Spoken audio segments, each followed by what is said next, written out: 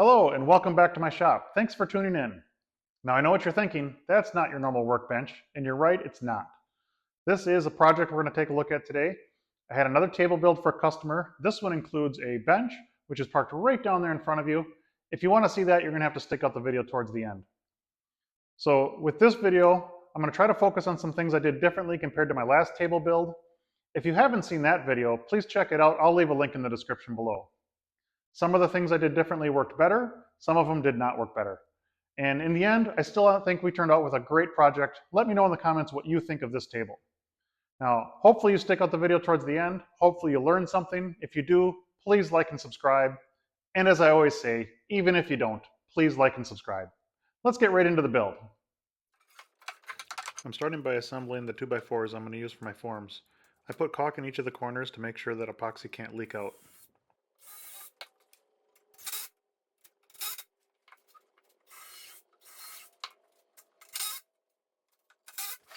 I picked up 2 matching slabs of walnut from a local lumber mill. And what I'm going to do is lay them out on the bench here, and I'm going to set the form on them so I can visualize what the table's going to look like and determine where I need to cut the slabs.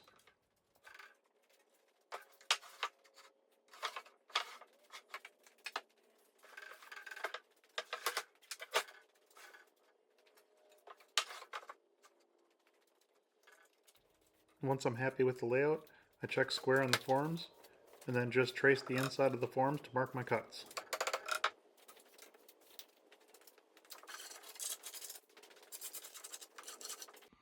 Here's a sneak peek at what the finished table might look like.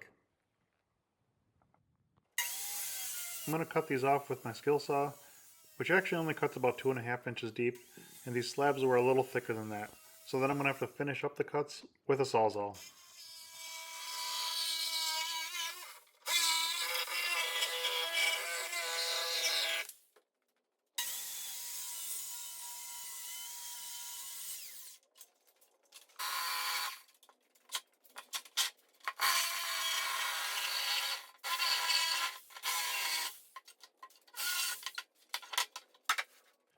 The next thing you do is start cleaning it up to get ready for pouring epoxy.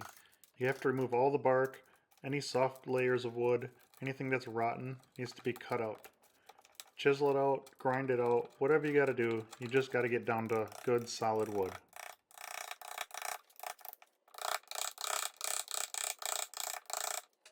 This slab had a pretty unique split in it, which actually in the end is a really cool feature of the table.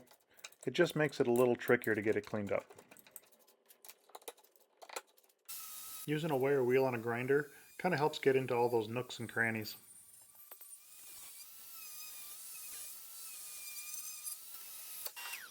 Any knots and voids that has bark built up or any kind of loose material, dig all that out of there. You don't want anything that's going to interfere with the bond of the epoxy.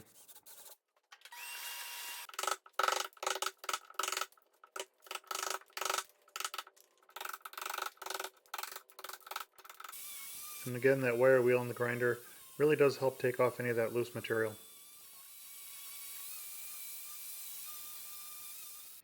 This slab had some funky saw marks in it from the mill.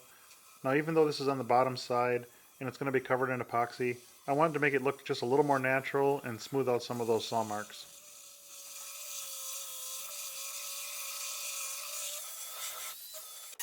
For my form material, again I'm just using 1/2 inch melamine, and I'm going to mark out and pre-drill my holes before I flip it over.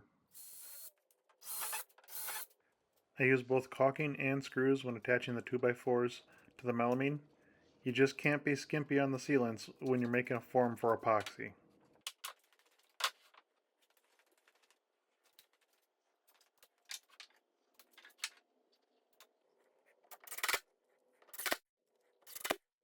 And another bead of caulk on the inside for good measure.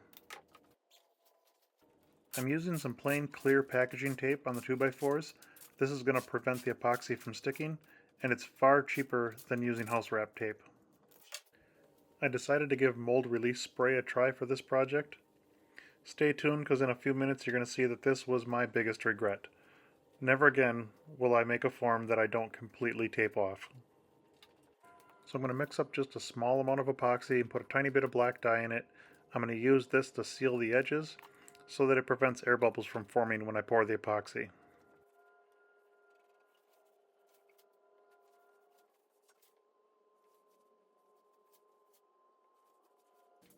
Now this is probably my favorite part, is pouring the epoxy. Something about it is just satisfying, and you get to start to see what the table is going to look like when it's finished. For this project, I chose to go with a black epoxy that I went a little bit light with the tinting. That way it will still be able to see into it and see some of the wood grain. Now I'm going to start prepping the bench. There's actually a couple of old nails that are stuck in there. I need to dig these out so I don't hit them with my router. You can actually see the black streaking that it left in both the bench and in the tabletop. Honestly, I really like the black streaking. I think it adds some great character.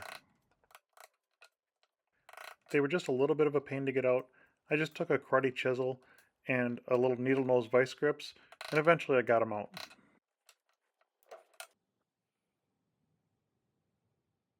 Now for the bench, I kept a little bit of the live edge, and we're going to fill that with epoxy, and there's a couple other little spots that are going to need some epoxy. So I created these melamine forms, and I'm covering them all with tape so they easily come apart. Now I'm going to lay a bead of caulking around these cracks, and then I'm going to lay my form down into it, and then I'm going to caulk again around the forms.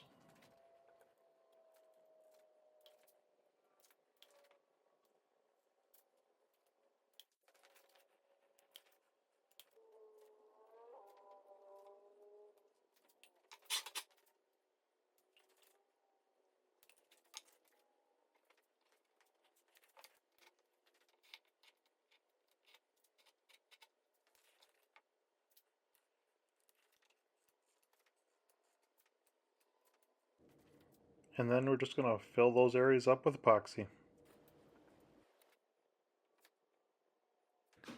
Breaking off the 2x4s went real easy. Honestly, the hardest part was breaking it loose from all that caulking that I used.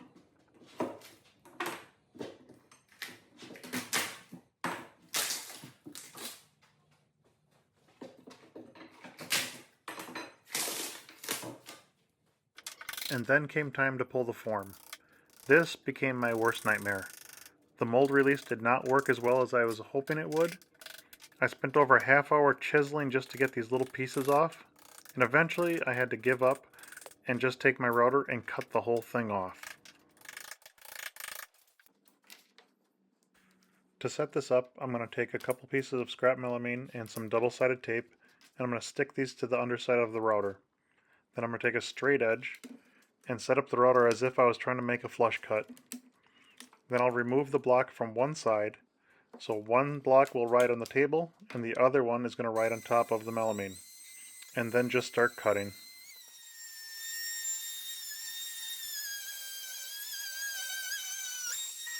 So this Triton router actually comes with a port for attaching a vacuum. However, it gets in the way with this 3-inch bit and I had to remove it to be able to use this bit.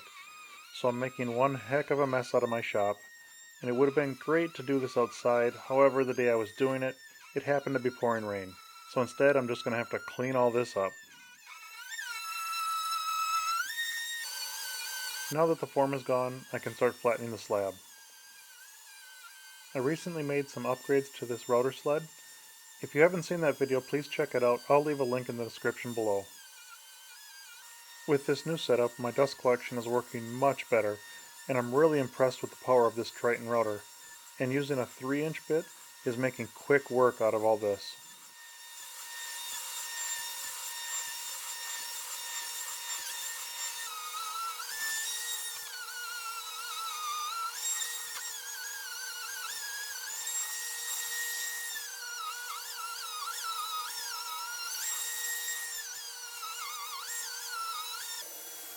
Now the initial sanding I do after flattening a slab is with a belt sander. This makes really quick work of getting rid of any mill lines.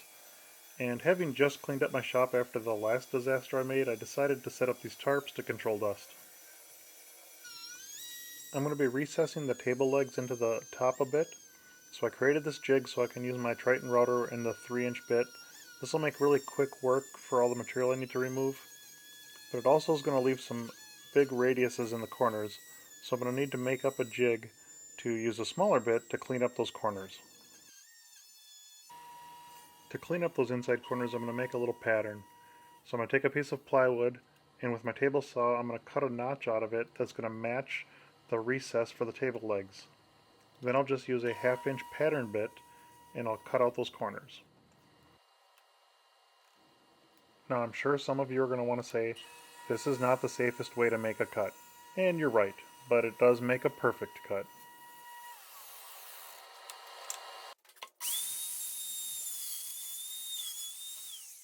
Before I get into my final few sandings, I'm going to take some epoxy and touch up any little imperfections.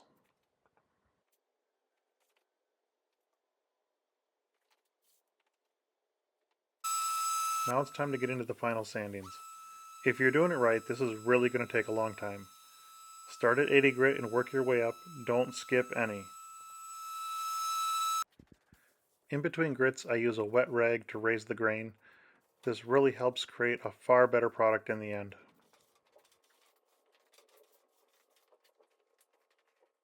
I sand the entire table to 220 grit, and then I work on just the epoxy, working my way up to 600 grit. This is to try to eliminate any swirl marks, as the epoxy doesn't have any grain lines to help hide those swirl marks.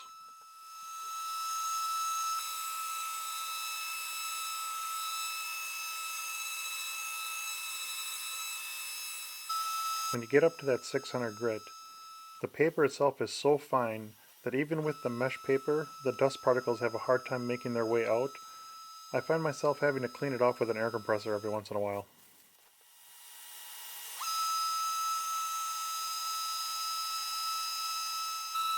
Once the epoxy has been worked up to 600 grit, I then go over the wood again with a 220 grit. Any of those areas of the wood that I may have touched with the 600 grit sandpaper, I need to rough that back up with the 220 so that the finish is consistent throughout. Now I'm going to get ready for spraying. A couple years ago I made this makeshift spray booth by just hanging some tarps from the ceiling, and I have an old blower fan out of a furnace that vents through the wall. It's a pretty cheap way to do it, but it works really great.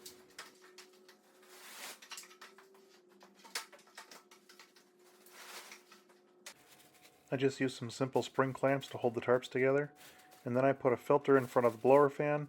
This is just to help keep some of the overspray from getting built up inside the fan. With the exhaust fan running, I'm going to take an air hose and blow off all the tarps. And I'll actually repeat this 2 or 3 times.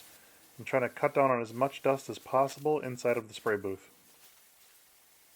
And once all the dust is settled, I'll take my shop vac and I'll clean the entire floor.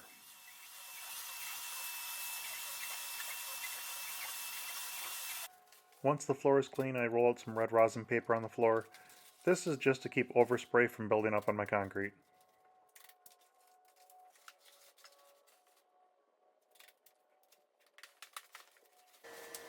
For this table, I decided to use a conversion varnish.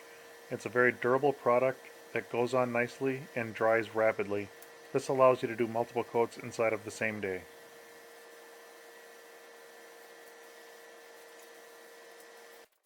Now, this part's going to look really aggressive, but I promise it's not.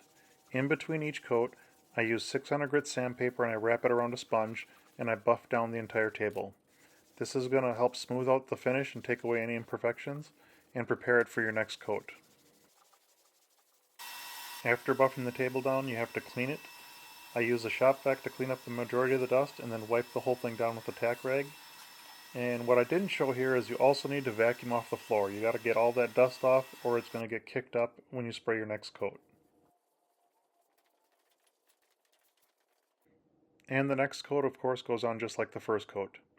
With conversion varnish, there's a lot of arguments to be made that because it's such a high build product, you only need to use 2 coats. But I prefer to use 3, it just looks really nice. After the finish is done, it's time to attach the legs. I just use some threaded inserts and 1/4 furniture bolts.